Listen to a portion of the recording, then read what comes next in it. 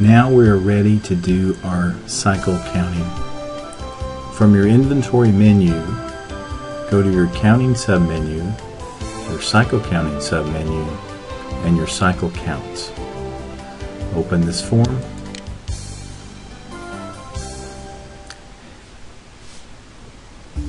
We can go to our flashlight to search up an existing cycle count.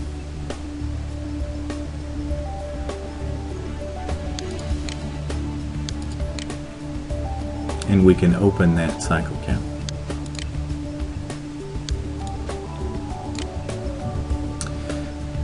This indicates the specifics of this particular cycle count. We can see late days.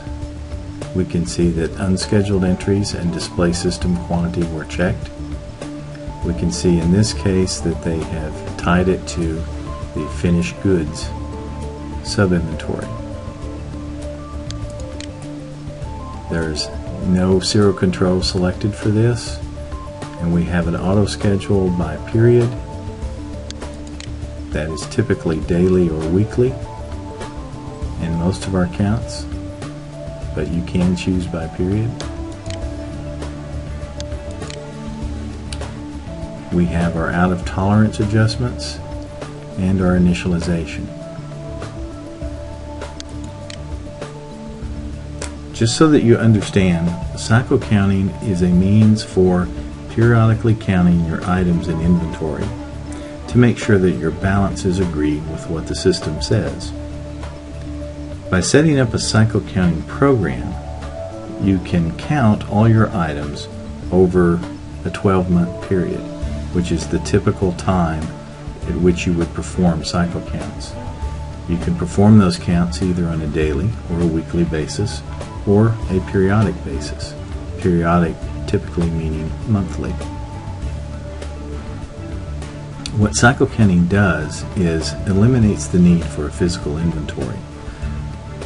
By periodically counting all of your items for the duration of 1 year and maintaining a good accuracy on those items, you can ensure that you have accurate counts of inventory, accurate values of your inventory, and thus let your accountants and people that watch those sort of things know that you are keeping accurate balances of your on-hand goods.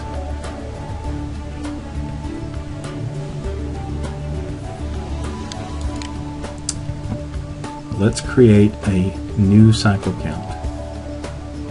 We'll come down and click the New button. We'll give our cycle count a name.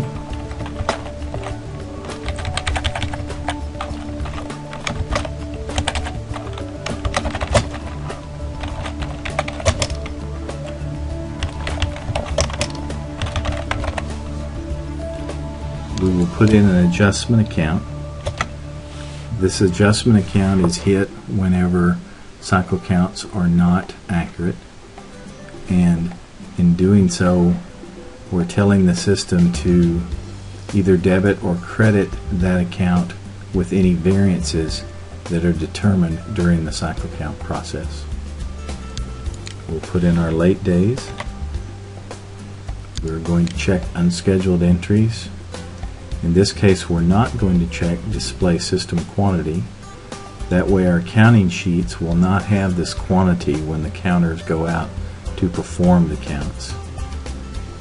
This helps sometime if people have a tendency to say what the system says is there but isn't really there. So you may wish to keep this unchecked. We'll set our automatic recounts to 1. We won't use serial control in this case. We'll set our auto frequency to daily because we want to do daily cycle counts. We're not going to count zero quantities. If you have a lot of items in your database, it's not a good idea to count zero quantities.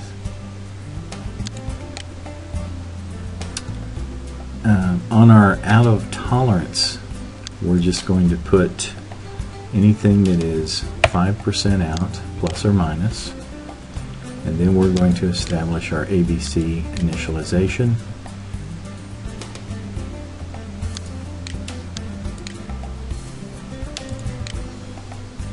We'll set it to reinitialize. We'll open up our classes form. We're going to choose our Class A, and we're going to count those once a year, twice a year. We're going to count our Class B once a year, and we'll count our Class C's once a year. And then we will save our work. This will submit a concurrent process, and then you can go to your view requests to determine when that process completes, and it has completed.